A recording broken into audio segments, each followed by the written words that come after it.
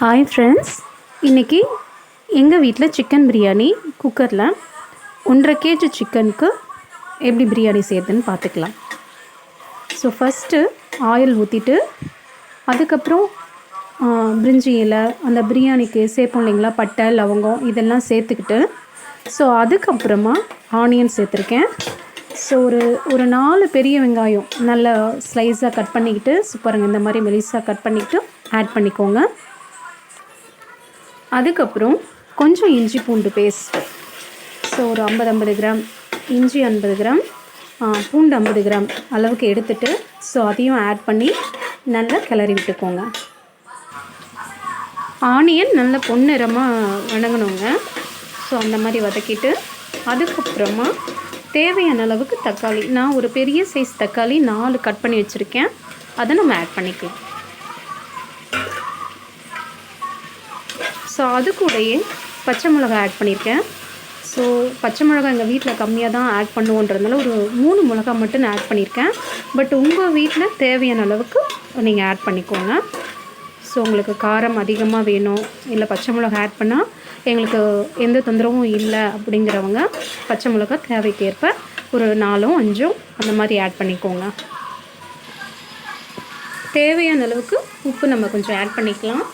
So எப்போவுமே தக்காளி வணங்கும் பொழுது கொஞ்சம் உப்பு ஆட் பண்ணோம் அப்படின்னா அது சீக்கிரமாக வணங்கிடும். ஸோ உப்பை ஆட் பண்ணிவிட்டு மறுபடியும் நல்லா ஒரு பரட்டு விடுங்க.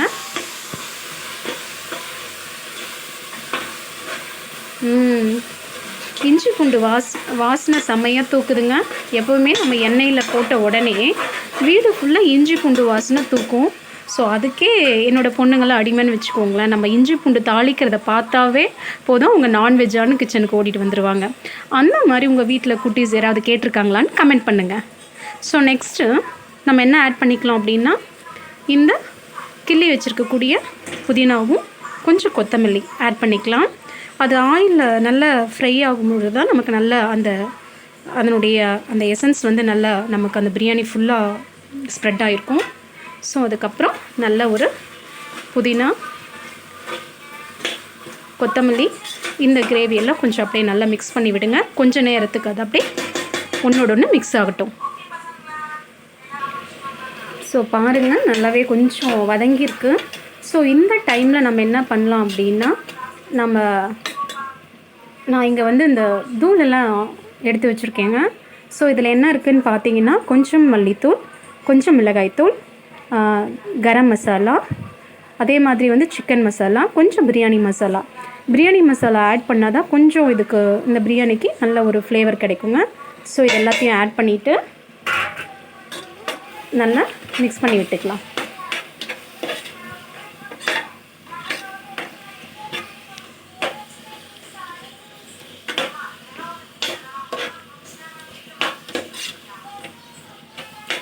ஸோ பிகினர்ஸ் கூட நல்லாவே சிக்கன் பிரியாணி செய்யலாம். ரொம்ப பெரிய விஷயம்லாம் இல்லை, ஈஸியாகவும் முடிஞ்சிடும். நம்ம வெரைட்டியாக குழம்பு வைக்கிறதுக்கு பதிலாக இந்த பிரியாணி வந்து அதை விட ஈஸியான விஷயங்க. ஸோ இது நல்லா கிளறி விட்டுருக்கேன். கொஞ்சம் இந்த பொடியெல்லாம் போட்ட பிறகு இது ஒன்றோட ஒன்று நல்லா மிக்ஸ் ஆகட்டும். கொஞ்சம் நேரம் அப்படியே இது ஒன்றோட ஒன்று மிக்ஸ் ஆகிருக்கு. ஸோ பாருங்களேன், இந்த கலரே எவ்வளோ அருமையாக இருக்குல்ல. ஸோ இந்த ஸ்டேஜில் நம்ம என்ன பண்ணோம் அப்படின்னா, ஸோ தயிர் இப்போ வந்து பார்த்திங்க அப்படின்னா நான் ஒரு அரை கப் அளவுக்கு எடுத்திருக்கேன். ஸோ 1.5 kg சிக்கன் பிரியாணி செய்கிறதுக்கு. ஸோ இதை வந்து இந்த டைமில் நம்ம ஆட் பண்ணிக்கலாம்.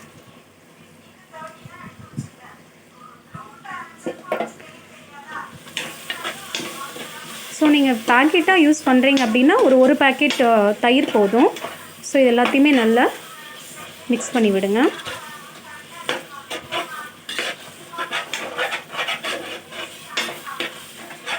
ஸோ அடிப்பிடிக்காத அளவுக்கு நல்லா கிளறி விட்டுக்கோங்க.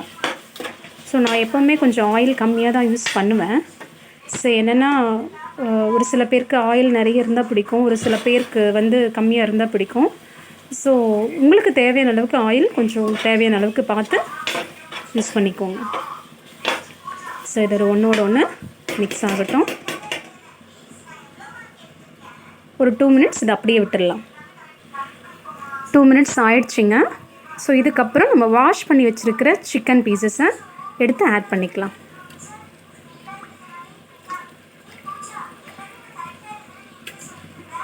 ஸோ லெக் பீஸ்னால் எங்கள் குட்டீஸ்க்கு ரொம்ப பிடிக்கும்.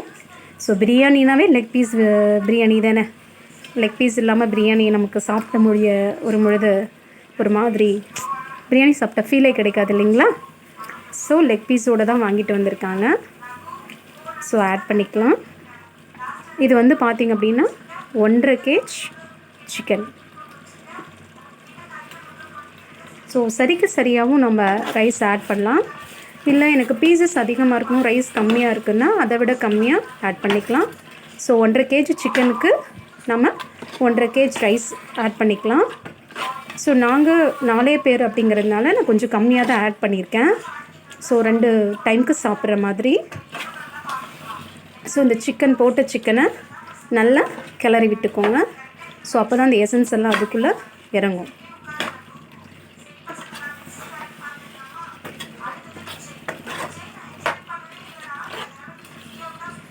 ஸோ கொஞ்ச நேரம் இதை அப்படியே விட்டுடலாம்.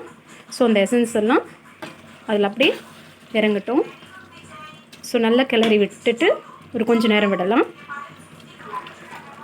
இப்போ பார்த்தீங்கன்னா ஒரு 15 minutes வந்து நான் அப்படியே விட்டுட்டேன். ஸோ நல்லாவே கொஞ்சம் ஒரு half boiled ஆகிருக்கு. ஸோ இப்போ குக்கர் பிரியாணி தான் நான் செஞ்சிட்ருக்கேன். ஸோ பாதி வந்தது அப்படின்னா போதும். ஏன்னா ரைஸு போட்டுட்டு அதுக்கப்புறம் வேக வைக்கும் பொழுது ரிமைனிங் இருக்கக்கூடிய அந்த இது வெந்துடும். ஸோ இப்போ எல்லாருமே வந்து பார்த்திங்க அப்படின்னா பிரியாணிக்கு லாஸ்ட்டில் லெமன் ஜூஸ் ஆட் பண்ணுவாங்க. பட் நான் வந்து எப்போவுமே வாட்டர் ஆட் பண்ணுறதுக்கு முன்னாடி இது ஒரு லெமன், குட்டி லெமன் எடுத்திருக்கேன். ஸோ அதை புழிஞ்சு வச்சுருக்கேன். ஸோ அதை நம்ம ஆட் பண்ணிக்கலாம்.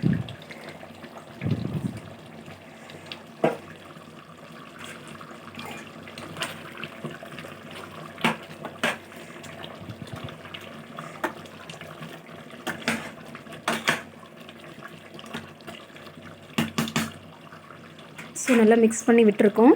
இப்போது நான் 3 டம்ளர் ரைஸ் எடுத்திருக்கேன் 1.5 kg சிக்கனுக்கு. ஸோ இப்போ வந்து பார்த்திங்கன்னா 6 டம்ளர், எந்த அரிசி 3 டம்ளர் வந்து 3 டம்ளர் எடுத்தோமோ அதே டம்ளரில் 6 டம்ளர் நான் தண்ணி எடுத்து வச்சுருக்கேன். அதை நம்ம ஆட் பண்ணிக்கலாம். சிக்கன் ஆட் பண்ணியிருக்கோமே, தண்ணி எக்ஸ்ட்ராவாக ஆட் பண்ண தேவையில்லையான்னா வேண்டாம். ஏன்னா ஆல்ரெடி அதுவே கொஞ்சம் தண்ணி விட்டு பாயில் ஆகிருக்கு, ஆஃப் பாயில் ஆகிருக்கு. ஸோ ரிமைனிங் இருக்கிறதுக்கு இது போதும். ஸோ கலந்து விட்டுக்கலாம். இது கொஞ்சம் கொதிக்கட்டும். இப்போது அந்த ஃபுட் கலர் கொஞ்சம் ஆட் பண்ணிக்கலாம். ஸோ கொஞ்சமாக ஆட் பண்ணால் போதும். அதிகமாக ஆட் பண்ணால் ஒரு மாதிரி ரொம்ப ஆரஞ்சு கலர் ஆகிடுது. ஸோ கொஞ்சமாக நம்ம ஆட் பண்ணி விட்டுக்கலாம்.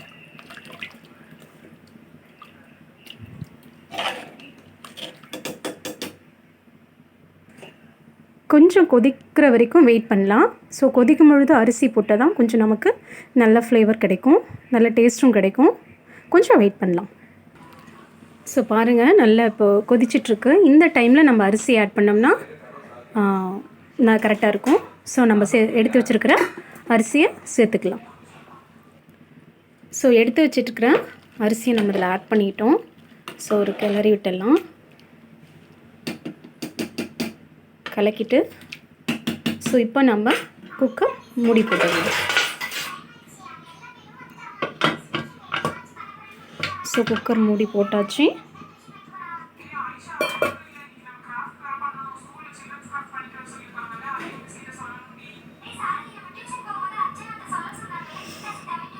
ஸோ நல்ல எப்போவுமே வந்து நான் என்ன பண்ணுவேன் அப்படின்னா, எடுத்த உடனே இந்த விசில் போட மாட்டேன். ஸோ கொஞ்சம் அதில் ஏர் வரும் பொழுது தான் நான் விசிலே போடுவேன். ஸோ ஒரு சேஃப்டியாகவும் இருக்கும்.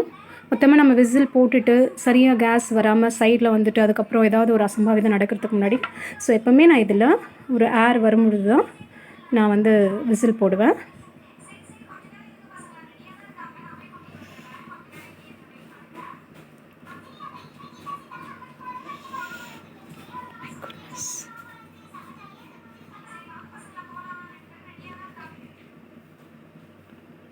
இன்றைக்கி சண்டே, உங்கள் வீட்டில் யாரெல்லாம் இந்த மாதிரி பிரியாணி செஞ்சுருக்கீங்க அப்படின்னு கமெண்ட் பண்ணுங்கள்.